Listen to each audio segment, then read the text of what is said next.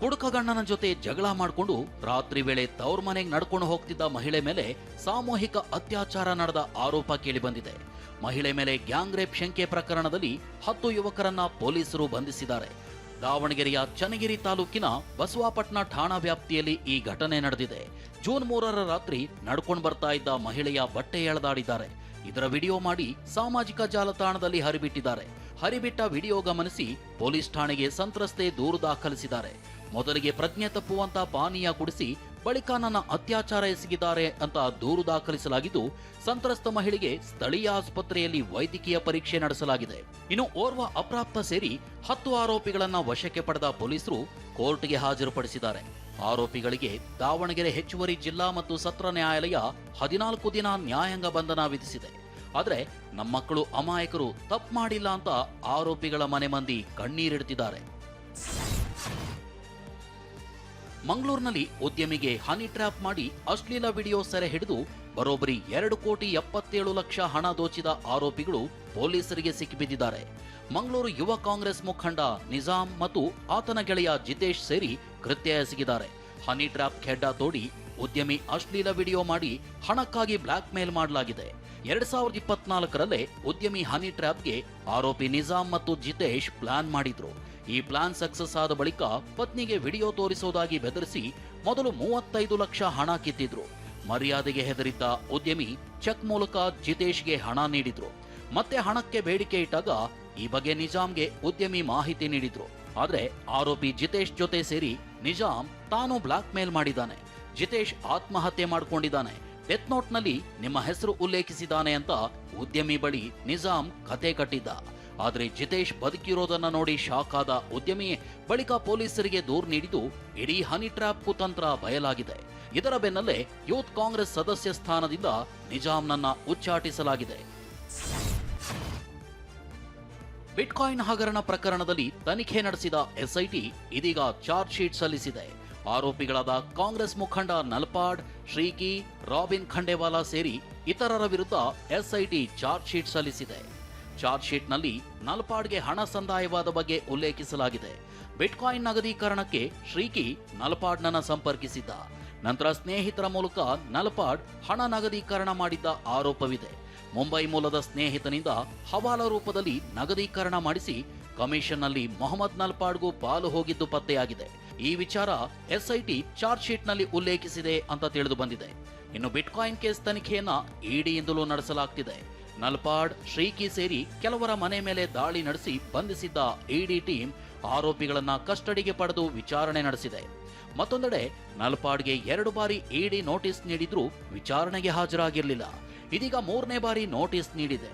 ಮತ್ತೆ ವಿಚಾರಣೆಗೆ ಗೈರಾದ್ರೆ ನಲ್ಪಾಡ್ಗೆ ಇಡಿ ಸಂಕಷ್ಟ ಸಾಧ್ಯತೆ ಇದೆ. ಸೈಬರ್ ಕ್ರೈಮ್ ಖದೀಮರು ಸರ್ಕಾರಿ ನೌಕರನನ್ನೇ ಡಿಜಿಟಲ್ ಅರೆಸ್ಟ್ ಮಾಡಿ ಬರೋಬ್ಬರಿ 83.22 ಲಕ್ಷ ರೂಪಾಯಿ ಸುಲಿಗೆ ಮಾಡಿದ್ದಾರೆ. ಬಾಗಲಕೋಟೆಯ ಯುಕೆಪಿ ಪುನರ್ವಸತಿ ಕಚೇರಿಯ ಹಿರಿಯ ಬೆರಳಚ್ಚುಗಾರ ಎಚ್.ವಿ. ಸುರೇಶ್ ರಾವ್ಗೆ ಟ್ರಾಯ್ ಹೆಸರಲ್ಲಿ ಫೋನ್ ಕರೆ ಮಾಡಲಾಗಿದೆ. ಭಾರತೀಯ ದೂರಸಂಪರ್ಕ ನಿಯಂತ್ರಣ ಪ್ರಾಧಿಕಾರ ಟ್ರಾಯ್ ಹೆಸರಲ್ಲಿ ಕರೆ ಮಾಡಿ ನಿಮ್ಮ ಆಧಾರ್ ಕಾರ್ಡ್ ನೀಡಿ ಖರೀದಿಸಿದ ಸಿಮ್ನಿಂದ ಅಶ್ಲೀಲ ಮೆಸೇಜ್ ಅನ್ನ ಕಳುಹಿಸಲಾಗಿದೆ. ಮುಂಬೈ ಕ್ರೈಮ್ ಬ್ರಾಂಚ್ನಲ್ಲಿ ಎಫ್ಐಆರ್ ದಾಖಲಾಗಿದೆ. ಎಫ್ಐಆರ್ ರದ್ದುಪಡಿಸಬೇಕಾದ್ರೆ ಹಣ ನೀಡಬೇಕು ಅಂತ ವಿಡಿಯೋ ಕರೆ ಮಾಡಿ ಸುರೇಶ್ ರಾವ್ ಹಾಗೂ ಕುಟುಂಬ ಸದಸ್ಯರ ವಿಚಾರಣೆ ನಡೆಸಲಾಗಿದೆ. ಪೊಲೀಸ್ ಠಾಣೆ, ಕೋರ್ಟ್ ಬ್ಯಾಕ್ ಗ್ರೌಂಡ್ ನಲ್ಲಿ ಪೊಲೀಸರು, ವಕೀಲರು, ಜಡ್ಜ್ ವೇಷಧಾರಿಗಳಿಂದ ವಿಡಿಯೋ ಕಾಲ್ ಮಾಡಿ ವಂಚಿಸಿ ಒಟ್ಟು 83.22 ಲಕ್ಷ ರೂಪಾಯಿ ಸುಲಿಗೆ ಮಾಡಲಾಗಿದೆ. ಸದ್ಯ ಈ ಬಗ್ಗೆ ಸುರೇಶ್ ರಾವ್ ದೂರು ನೀಡಿದ್ದು ಸೆನ್ ಠಾಣೆಯಲ್ಲಿ ಕೇಸ್ ದಾಖಲಾಗಿದೆ. ಅಬ್ಬಬ್ಬಾ, ಕಂತೆ ಕಂತೆ ನೋಟಿನ ರಾಶಿ, ಕೆಜಿಗಟ್ಟಲೆ ಚಿನ್ನದ ಬಿಸ್ಕೆಟ್ಗಳು, ವಜ್ರಾಭರಣಗಳು. ಈ ಪಾಟಿ ಆಸ್ತಿ ಹಣ ಮಾಡಿರುವ ಕಲಿಯುಗ ಕುಬೇರ ಈತನೇ ನೋಡಿ. ತೆಲಂಗಾಣದ ಭ್ರಷ್ಟಾಚಾರ ನಿಗ್ರಹ ದಳ ಎಸಿಬಿ ತೆಲಂಗಾಣದ ಮಾದಾಪುರದಲ್ಲಿರುವ roads and building chief engineer Mohan Naik ಮನೆ ಸೇರಿ 11 ಕಡೆ ದಾಳಿ ನಡೆಸಿದ್ರು. ಈ ದಾಳಿ ವೇಳೆ ಎಂಜಿನಿಯರ್ ಮೋಹನ್ ಮನೆಯಲ್ಲಿ ಇಷ್ಟೊಂದು ಪ್ರಮಾಣದ ಆಸ್ತಿ ಹಣ ಪತ್ತೆಯಾಗಿದೆ. ಇದೆಲ್ಲವನ್ನ ಕಂಡು ದಂಗಾದ ಅಧಿಕಾರಿಗಳು ಮೋಹನ್ ತನಿಖೆಯನ್ನ ಆರಂಭಿಸಿದ್ದಾರೆ. ಬೆಳಗಾವಿಯಲ್ಲಿ ಸೋಮವಾರ ಸುರಿದ ಭಾರೀ ಮಳೆಗೆ ಸಾಲು ಸಾಲು ಅವಾಂತರಗಳು ಸೃಷ್ಟಿಯಾಗಿದೆ. ಬೈಲಹೊಂಗಲ ಪಟ್ಟಣದಲ್ಲಿ ಮಳೆ ತೀವ್ರತೆಗೆ 8 ಮನೆಗಳು ಕುಸಿದಿದ್ದು 8 ಕುಟುಂಬಗಳು ಬೀದಿಗೆ ಬಿದ್ದಿವೆ. ಜೀವನ ಪೂರ್ತಿ ದುಡಿದು ಸಂಪಾದಿಸಿದ್ದ ವಸ್ತುಗಳೆಲ್ಲ ನಾಶವಾಗಿದೆ ಅಂತ ಸಂತ್ರಸ್ತರು ಕಣ್ಣೀರಿಟ್ಟಿದ್ದಾರೆ.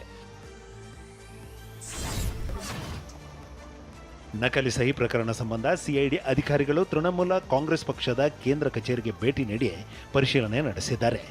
ಕಚೇರಿ ಕಂ ದೀದಿ ನಿವಾಸ ಪರಿಶೀಲನೆಗೆ ಬಂದಿದ್ದ ಅಧಿಕಾರಿಗಳನ್ನು ಭದ್ರತಾ ಸಿಬ್ಬಂದಿ ಹಾಗೂ ಟಿಎಂಸಿ ಪಕ್ಷದ ನಾಯಕರು ತಡೆದಿದ್ರು. 1 ಗಂಟೆಗೂ ಹೆಚ್ಚು ಕಾಲ ಹೈಡ್ರಾಮಾ ನಡೆಯಿತು. ಕೊನೆಗೆ ಅಧಿಕಾರಿಗಳು ಕಚೇರಿ ಪ್ರವೇಶಿಸಿದ್ರು. ಇತ್ತ ಮತ್ತೊಂದು ಸಿಐಡಿ ಅಧಿಕಾರಿಗಳ ತಂಡ ಅಭಿಷೇಕ್ ಬ್ಯಾನರ್ಜಿಯ ಕಚೇರಿಗೆ ಭೇಟಿ ನೀಡಿ ಪರಿಶೀಲನೆ ನಡೆಸಿದ್ದಾರೆ.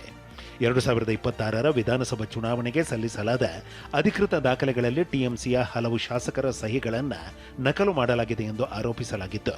ಇದೇ ಪ್ರಕರಣ ಸಂಬಂಧ ಸಿಐಡಿ ಅಧಿಕಾರಿಗಳು ತನಿಖೆ ಆರಂಭಿಸಿದ್ದು ಟಿಎಂಸಿ ಕಚೇರಿಗೆ ಭೇಟಿ ನೀಡಿ ಪರಿಶೀಲನೆ ನಡೆಸಿದ್ದಾರೆ. ಇತ್ತ ಇಂಡಿಯಾ ಮೈತ್ರಿಕೂಟದ ಸಭೆ ಹಿನ್ನೆಲೆ ದೆಹಲಿಗೆ ತೆರಳಿದ್ದ ಮಮತಾ ಬ್ಯಾನರ್ಜಿ ಕಾಂಗ್ರೆಸ್ ಅಧಿನಾಯಕಿ ಸೋನಿಯಾ ಗಾಂಧಿ ಅವರನ್ನ ಭೇಟಿಯಾಗಿದ್ದಾರೆ. ಪಶ್ಚಿಮ ಬಂಗಾಳ ವಿಧಾನಸಭಾ ಚುನಾವಣೆಯ ಫಲಿತಾಂಶದ ಬಳಿಕ ಮಮತಾ ಬ್ಯಾನರ್ಜಿಯ ಟಿಎಂಸಿ ಪಕ್ಷ ಛಿದ್ರವಾಗಿದೆ. ಟಿಎಂಸಿ ಪಕ್ಷದ ಸುಮಾರು 60 ಶಾಸಕರು ಬಂಡಾಯ ಎದ್ದ ಬಳಿಕ ಇದೀಗ 20 ಸಂಸದರು ದೀದಿ ವಿರುದ್ಧ ತಿರುಗಿ ಬಿದ್ದಿದ್ದಾರೆ. ಎನ್ಡಿಎ ಮೈತ್ರಿಕೂಟ ಬೆಂಬಲ ಘೋಷಿಸಿದ್ದಾರೆ. ಈ ಬೆಳವಣಿಗೆ ಹಿಂದೆ ಮುಂಬರುವ ಮಳೆಗಾಲದ ಅಧಿವೇಶನದಲ್ಲಿ ಡಿಲಿಮಿಟೇಷನ್ ಮಸೂದೆ ತರುವ ಸಾಧ್ಯತೆ ಇದೆ ಅನ್ನುವ ಚರ್ಚೆ ಶುರುವಾಗಿದೆ. ಎನ್ಡಿಎ ಮೈತ್ರಿಕೂಟ ಬೆಂಬಲಿಸಿದ ಬಂಡಾಯ ನಾಯಕರ ವಿರುದ್ಧ ಸಂಸದ ಕಲ್ಯಾಣ್ ಬ್ಯಾನರ್ಜಿ ವಾಗ್ದಾಳಿ ನಡೆಸಿದ್ದಾರೆ. 2 ಮುಖವಿದ್ದ ಜನರು ಪಕ್ಷ ಬಿಟ್ಟು ಹೋಗಿದ್ದರಿಂದ ಖುಷಿಯಾಗಿದೆ. ಹೊರಗೆ ಹೋಗುವವರು ಹೋಗಬಹುದು, ಆದರೆ ನೀವು ಟಿಎಂಸಿ ಅಥವಾ ಮಮತಾ ಬ್ಯಾನರ್ಜಿ ಹೆಸರು ತೆಗೆದುಕೊಳ್ಳುವಂತಿಲ್ಲ. ಜನರಿಗೆ ಸತ್ಯ ಗೊತ್ತಿದೆ, ಜನರು ನಮ್ಮ ಜೊತೆ ನಿಲ್ತಾರೆ ಎಂದಿದ್ದಾರೆ. ದೇಶದ ಪ್ರಧಾನಿಯಾಗಿ ನರೇಂದ್ರ ಮೋದಿ ಜೂನ್ 10ಕ್ಕೆ 4399 ದಿನಗಳನ್ನು ಪೂರೈಸಲಿದ್ದಾರೆ. ಈ ಮೂಲಕ ಸ್ವಾತಂತ್ರ್ಯ ನಂತರ ದೇಶದ ಪ್ರಧಾನಿಯಾದ ಜವಾಹರ್ಲಾಲ್ ನೆಹರು ಅವರ ದಾಖಲೆಯನ್ನ ಸರಿಗಟ್ಟಲಿದ್ದಾರೆ. ಬುಧವಾರಕ್ಕೆ ನರೇಂದ್ರ ಮೋದಿ ಪ್ರಧಾನಮಂತ್ರಿಯಾಗಿ 12 ವರ್ಷ ಪೂರ್ಣವಾಗಲಿದೆ. ಈ ಹಿನ್ನೆಲೆ ಬುಧವಾರ ದೆಹಲಿಯಲ್ಲಿ ಎನ್ಡಿಎ ನಾಯಕರ ಮಹತ್ವದ ಸಭೆ ಕರೆಯಲಾಗಿದೆ. ಮಧ್ಯಾಹ್ನ 3 ಗಂಟೆಗೆ ಭಾರತ್ ಮಂಟಪಂನಲ್ಲಿ ಎನ್ಡಿಎ ಸಭೆ ನಡೆಯಲಿದೆ. ಎನ್ಡಿಎ ಒಕ್ಕೂಟದ ಎಲ್ಲ ಪಕ್ಷಗಳ ನಾಯಕರು ಸಭೆಯಲ್ಲಿ ಭಾಗಿಯಾಗಲಿದ್ದಾರೆ. ಬುಧವಾರ ರಾಜ್ಯದ ದೇವಸ್ಥಾನಗಳಲ್ಲಿ ಬಿಜೆಪಿ ವಿಶೇಷ ಪೂಜೆ ಸಲ್ಲಿಸಲಿದೆ. 39 ಬಿಜೆಪಿ ಸಂಘಟನೆ ಜಿಲ್ಲೆಗಳಲ್ಲಿ ವಿಶೇಷ ಪೂಜೆ ನಡೆಯಲಿದ್ದು, ರಾಜ್ಯ ಬಿಜೆಪಿ ಕೋರ್ ಕಮಿಟಿ ಸದಸ್ಯರು, ಸಂಸದರು, ಶಾಸಕರು, ಎಂಎಲ್ಸಿಗಳು, ಮಾಜಿ ಸಚಿವರಿಗೆ ಪೂಜೆಯಲ್ಲಿ ಭಾಗಿಯಾಗಲು ಸೂಚನೆ ನೀಡಲಾಗಿದೆ. ನರೇಂದ್ರ ಮೋದಿ ಪ್ರಧಾನಿಯಾಗಿ 12 ವರ್ಷ ಪೂರೈಸಲಿರುವ ಹಿನ್ನೆಲೆ ಟ್ವೀಟ್ ಮಾಡಿರುವ ಎಐಸಿಸಿ ಅಧ್ಯಕ್ಷ ಮಲ್ಲಿಕಾರ್ಜುನ ಖರ್ಗೆ ಮೋದಿ ಸರ್ಕಾರದ ವಿರುದ್ಧ ಕಿಡಿಕಾರಿದ್ದಾರೆ. ರಾಜ್ಯಸಭೆ ಚುನಾವಣೆಯಲ್ಲಿ ಅಡ್ಡ ಮತದಾನದ ಆತಂಕ ಹಿನ್ನೆಲೆ ಮಧ್ಯಪ್ರದೇಶದ ಕಾಂಗ್ರೆಸ್ ಶಾಸಕರನ್ನ ಬೆಂಗಳೂರಿಗೆ ಶಿಫ್ಟ್ ಮಾಡಲು ಸಿದ್ಧತೆ ನಡೆದಿತ್ತು. ಬೆಂಗಳೂರಿನ ಕೆಂಪೇಗೌಡ ಅಂತಾರಾಷ್ಟ್ರೀಯ ವಿಮಾನ ನಿಲ್ದಾಣಕ್ಕೆ 63 ಶಾಸಕರು ಸೇರಿದಂತೆ 75 ನಾಯಕರು ಬಂದಿಳಿಯಬೇಕಿತ್ತು. ಬಳಿಕ ಶಾಸಕರನ್ನ ನೇರವಾಗಿ ಬೆಂಗಳೂರು ದಕ್ಷಿಣ ಜಿಲ್ಲೆ ರಾಮನಗರ ತಾಲೂಕಿನ ವಂಡರ್ಲಾ ರೆಸಾರ್ಟ್ಗೆ ಸ್ಥಳಾಂತರಿಸಲು ಸಿದ್ಧತೆ ನಡೆದಿತ್ತು. ಈ ಮಧ್ಯೆ ಕಾಂಗ್ರೆಸ್ ಅಭ್ಯರ್ಥಿ ಮೀನಾಕ್ಷಿ ನಟರಾಜನ್ ನಾಮಪತ್ರ ತಿರಸ್ಕೃತವಾಗಿದೆ. ಈ ಬೆನ್ನಲ್ಲೇ ಶಾಸಕರ ಬೆಂಗಳೂರು ಪ್ರಯಾಣವನ್ನ ರದ್ದುಗೊಳಿಸಲಾಗಿದೆ. ಡಿಕೆ ಶಿವಕುಮಾರ್ ಸರ್ಕಾರದಲ್ಲಿ ಗೃಹ ಮಂತ್ರಿಯಾಗಿರುವ ಪ್ರಿಯಾಂಕ್ ಖರ್ಗೆಗೆ ಕಾರ್ಕಳದ ವ್ಯಕ್ತಿಯೊಬ್ಬ ಬೆದರಿಕೆ ಹಾಕಿದ್ದಾನೆ. ಬೆದರಿಕೆ ಸ್ಕ್ರೀನ್ ಶಾಟ್ ಹಂಚಿಕೊಂಡಿರುವ ಪ್ರಿಯಾಂಕ್ ಖರ್ಗೆ ಇದೇ ಟ್ವೀಟ್ನಲ್ಲಿ ಆರ್ಎಸ್ಎಸ್ನ ನೋಂದಣಿಗೆ ದಾಖಲೆ ರೆಡಿ ಮಾಡಿ ಇಟ್ಟುಕೊಳ್ಳುವಂತೆ ಬರೆದುಕೊಂಡಿದ್ದಾರೆ. ಗೃಹ ಸಚಿವ ಪ್ರಿಯಾಂಕ್ ಖರ್ಗೆ ಹೇಳಿಕೆಗೆ ಎಂಎಲ್ಸಿ ಸಿಟಿ ರವಿ ಕೆಂಡಕಾರಿದ್ದಾರೆ. ನಿಮ್ಮ ಅಪ್ಪನ ಕೈಯಲ್ಲೇ ಏನು ಮಾಡೋಕ್ಕಾಗಿಲ್ಲ, ಇನ್ನು ನೀವೇನ್ ಮಾಡ್ತೀರಿ ಅಂತ ಪ್ರಶ್ನಿಸಿದ್ದಾರೆ. ಮತ್ತೊಂದು ಕಡೆ ಸಂಸದ ಕೋಟ ಶ್ರೀನಿವಾಸ ಪೂಜಾರಿ ಪ್ರಿಯಾಂಕ್ ಖರ್ಗೆ ಭ್ರಮೆಯಿಂದ ಹೊರಬರಲಿ ಎಂದಿದ್ದಾರೆ. ಪ್ರಿಯಾಂಕ್ ಖರ್ಗೆ ಅವರೇ, ನೀವು ಈಗ ನಿನ್ನೆ ಮೊನ್ನೆ ಹೋಮ್ ಮಿನಿಸ್ಟರ್ ಆಗಿದ್ದೀರಿ, ನಿಮ್ಮ ಅಪ್ಪ ಮುಂಚೆನೇ ಆಗಿದ್ರು. ನಿಮ್ಮ ಅಪ್ಪನ ಕೈಲೇ ಏನು ಮಾಡೋಕ್ಕಾಗಲ್ಲ, ನೀವೇನು ಮಾಡ್ತೀರಿ?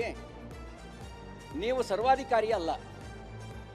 ಎಲ್ಲೋ 2-3 ರಾಜ್ಯಗಳಲ್ಲಿ ನೀವು ಅಧಿಕಾರದಲ್ಲಿದ್ದೀರಿ. ನೋಂದಣಿ ಮಾಡ್ಕೊಳ್ಳೋಕ್ಕೆ ಅದು ಸಂಘ ಅಲ್ಲ, ಅದು ಬಿಸ್ನೆಸ್ಸು ಅಲ್ಲ, ಅದು ಸಮಾಜವನ್ನು ಸಂಘಟಿಸೋ ಸಂಘಟನೆ. ಇಂದಿರಾ ಗಾಂಧಿ ಅವರು ನಿಷೇಧ ಮಾಡಲಿಕ್ಕೆ ಪ್ರಯತ್ನ ಪಟ್ಟರು, ಅವರಿಂದ ಆಗಿಲ್ಲ. ರಾಜೀವ್ ಗಾಂಧಿ ಅವರ ಕೈಯಲ್ಲಿ ಆಗಿಲ್ಲ. ಮಲ್ಲಿಕಾರ್ಜುನ್ ಖರ್ಗೆ ಅವ್ರ ಕೈಯಲ್ಲಿ ಆಗಿಲ್ಲ. ಸಂಘವನ್ನು ನಿಷೇಧ ಮಾಡೋದ್ರ ಬಗ್ಗೆ, ಸಂಘದ ಬಗ್ಗೆ ಏನಾದರೂ ಕಿರುಕುಳ ಕೊಡೋದ್ರ ಬಗ್ಗೆ, ಸಂಘಕ್ಕೆ ಕೆಟ್ಟ ಶಬ್ದದಿಂದ ದೊಡ್ಡವನಾಗ್ತೇನೆ ಅನ್ನುವಂಥ ಭ್ರಮೆಯಿಂದ ಹೊರಗೆ ಬರೋದು ಒಳ್ಳೆಯದು ಅಂತೇಳಿ ನನ್ನ ಸಲಹೆ.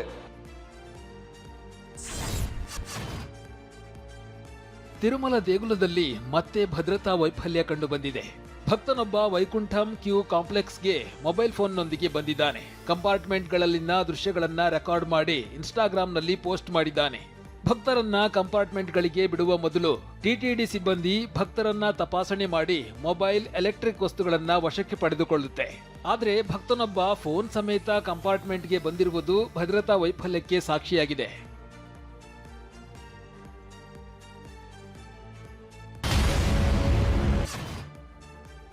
ರಾಜ್ಯದಲ್ಲಿ ಪಬ್, ಬಾರ್, ಕ್ಲಬ್ ಹಾಗೂ ವೈನ್ ಶಾಪ್ಗಳಿಗೆ ಅಪ್ರಾಪ್ತರ ಪ್ರವೇಶಕ್ಕೆ ರಾಜ್ಯ ಸರ್ಕಾರ ಬ್ರೇಕ್ ಹಾಕಿದೆ. ಸುಮಾರು 4,093 ವಿದ್ಯಾರ್ಥಿಗಳನ್ನು ಒಳಗೊಂಡ ಅಧ್ಯಯನದಲ್ಲಿ ಪ್ರತಿ 3 ಹದಿಹರೆಯದವರಲ್ಲಿ ಒಬ್ಬರು ಮದ್ಯ ಅಥವಾ ತಂಬಾಕು ಸೇವನೆಯಿಂದ ಗಂಭೀರ ಆರೋಗ್ಯ ಸಮಸ್ಯೆ ಅಪಾಯದಲ್ಲಿದ್ದಾರೆ ಎಂಬ ಆತಂಕಕಾರಿ ವಿಷಯ ಬಹಿರಂಗಗೊಂಡಿದೆ. ಇದರ ಬೆನ್ನಲ್ಲೇ ಗೃಹ ಸಚಿವ ಪ್ರಿಯಾಂಕ್ ಖರ್ಗೆ ಈ ಖಡಕ್ ಆದೇಶ ಕೊಟ್ಟಿದ್ದಾರೆ. ನಿಯಮ ಉಲ್ಲಂಘಿಸುವ ಬಾರ್, ಪಬ್ಗಳ ವಿರುದ್ಧ ಕಠಿಣ ಕ್ರಮ ಜರುಗಿಸುವಂತೆ ಆದೇಶಿಸಿದ್ದಾರೆ. ಪಬ್, ಬಾರ್, ವೈನ್ ಶಾಪ್ ಮತ್ತು ಕ್ಲಬ್ಗಳಿಗೆ ಅಪ್ರಾಪ್ತರ ಪ್ರವೇಶಕ್ಕೆ ನಿಷೇಧ ಹೇರಿದ ಬೆನ್ನಲ್ಲೇ ಇನ್ಮುಂದೆ ಬಾರ್ ಹಾಗೂ ಪಬ್ಗಳ ಪ್ರವೇಶಕ್ಕೆ ವಯಸ್ಸಿನ ಪುರಾವೆಯುಳ್ಳ ಸರ್ಕಾರಿ ಗುರುತಿನ ಚೀಟಿ ಕಡ್ಡಾಯವಾಗಿದೆ. ಒಂದು ವೇಳೆ ನಿಯಮ ಉಲ್ಲಂಘಿಸಿ ಅಪ್ರಾಪ್ತರಿಗೆ ಮದ್ಯ ನೀಡಿದರೆ ಕ್ರಮ ಕೈಗೊಳ್ಳುವುದಾಗಿ ಸರ್ಕಾರ ಆದೇಶ ಕೊಟ್ಟಿದೆ. ಪ್ರತಿ ಬಾರ್, ಪಬ್, ವೈನ್ ಶಾಪ್ಗಳ ಪ್ರವೇಶ ದ್ವಾರದಲ್ಲಿ ಕಡ್ಡಾಯ ಸಿಸಿ ಕ್ಯಾಮೆರಾ ಅಳವಡಿಸಲು ನಿರ್ದೇಶಿಸಲಾಗಿದೆ. ಕೇರಳಂನ ಐತಿಹಾಸಿಕ ಕೊಟ್ಟಿಯೂರು ದೇಗುಲದಲ್ಲಿ ನಡೆದ ಗಲಾಟೆ ಹಾಗೂ ಕನ್ನಡಿಗರ ಮೇಲಿನ ದೌರ್ಜನ್ಯದ ಆಘಾತಕಾರಿ ಘಟನೆಯನ್ನ ನೆಲಮಂಗಲದ ಯುವಕರು ಎಳೆಯಾಗಿ ಬಿಚ್ಚಿಟ್ಟಿದ್ದಾರೆ. ದೇವಸ್ಥಾನದ ಸಿಬ್ಬಂದಿ ಮಹಿಳಾ ಭಕ್ತರ ಜೊತೆ ಅತ್ಯಂತ ಅಸಭ್ಯವಾಗಿ ವರ್ತಿಸ್ತಾ ಇದ್ದು, ಇದನ್ನ ಪ್ರಶ್ನಿಸಿದ್ರೆ ಭಕ್ತರ ಮೇಲೆ ಹಲ್ಲೆ ಮಾಡ್ತಾ ಇದ್ದಾರೆ ಅಂತ ಆರೋಪಿಸಿದ್ದಾರೆ. ಅನ್ನ ಪ್ರಸಾದಕ್ಕೂ ಭಕ್ತರಿಂದ ತಲಾ 1,000 ರೂಪಾಯಿ ವಸೂಲಿ ಮಾಡಲಾಗ್ತಾ ಇದ್ದು, ಹಣ ನೀಡಿದ ಮೇಲೂ ಪ್ರಸಾದ ಸಿಗೋದು ರಿಸ್ಕ್ ಅಂತ ಅಳಲು ತೋಡ್ಕೊಂಡಿದ್ದಾರೆ.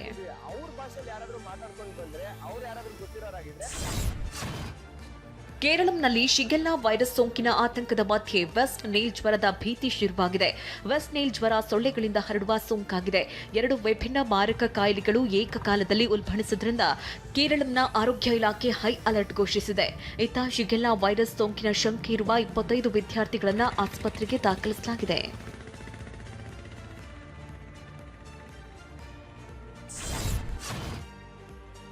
ಎಐಸಿಸಿ ಕಾರ್ಯದರ್ಶಿ, ರಾಜ್ಯ ಗ್ಯಾರಂಟಿ ಅನುಷ್ಠಾನ ಸಮಿತಿಯ ಉಪಾಧ್ಯಕ್ಷರಾಗಿದ್ದ ಸೂರಜ್ ಹೆಗ್ಡೆಗೆ ಸರ್ಕಾರಿ ಗೌರವಗಳೊಂದಿಗೆ ಭಾವಪೂರ್ಣ ಅಂತಿಮ ವಿದಾಯ ಸಲ್ಲಿಸಲಾಯಿತು.